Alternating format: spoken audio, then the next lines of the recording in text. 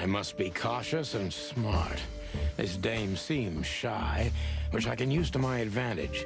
But I must be careful about what I say to her, or I could scare her off. Who exactly are you, ma'am? I'm not somebody important, Mr. Featherland. You're important enough to deal with such a delicate matter, right? I carry out the wishes of my employer, nothing more. This means simple paperwork, most of the time. You've been thrown into deep water, sweetheart. Tell me, can you even swim? Believe me, this is just as unpleasant for me as it is for you, if not even more.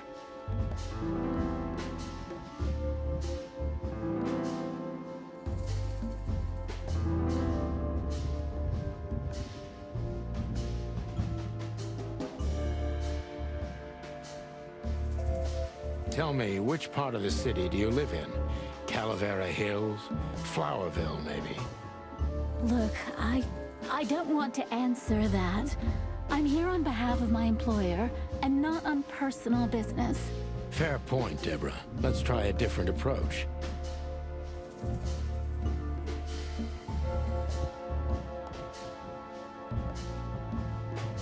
Why did you have to visit me this particular evening? I have my reasons. I may look like a silly little fawn, and maybe I am, but I still have common sense. I don't doubt that for a second, Miss Ibanez. This day is essential to my mistress, and she thought it's also important to you. A message in itself, for sure. But to be honest, even you are. You know what? I'll just take that as a compliment, even if it wasn't meant as such.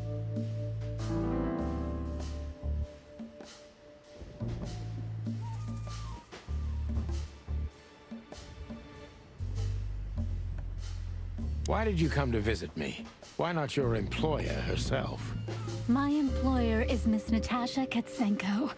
She hasn't been leaving her home lately, only if she really has to. How so? Miss Natasha is afraid. She's scared because of those unwanted messages, and everyone knows who she is. So she's that kind of woman. I don't know what you mean. Of course you do, Deborah. Thank you, by the way. We're finally getting somewhere.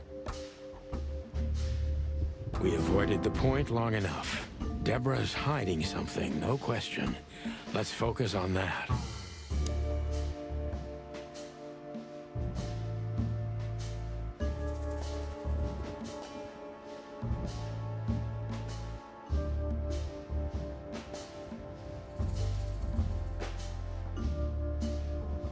What exactly did you expect by coming here to meet me?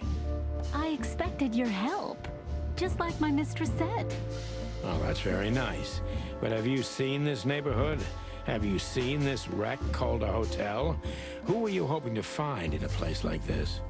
Someone reliable. Well, I am reliable. And discreet. That's right.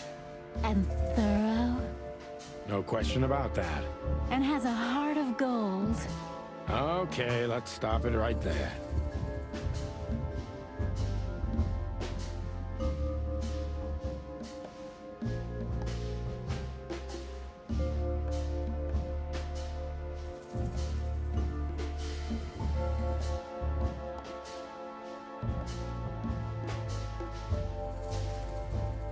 Are you in some sort of jam? Nothing of the sort. There are simply things better left unsaid. Then you're wasting my time. I trust your instincts. You'll manage it. Yeah, and I have no other choice, right? To be honest, no, Mr. Featherland. Not really.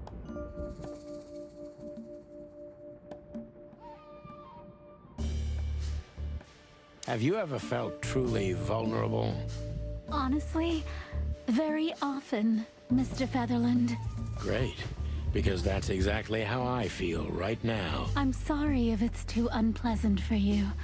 You know, I get that a lot, and Do you like happy endings? not in books or movies. But in real life, it would be nice for a change. I knew you were a romantic at heart. If what's between me and my whiskey could be called romance, then yes, maybe.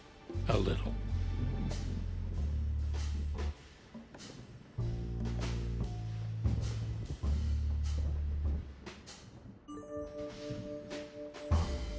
If you won't come clean, what's the point of all this?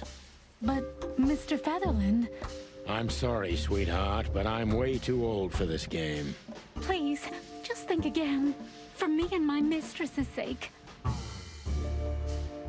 Tell me, Deborah, why should I... Because my mistress trusts you. Should that be enough? If you really like what she thinks you are. Damn, what can I say? Look, I didn't mean to back you up against the wall.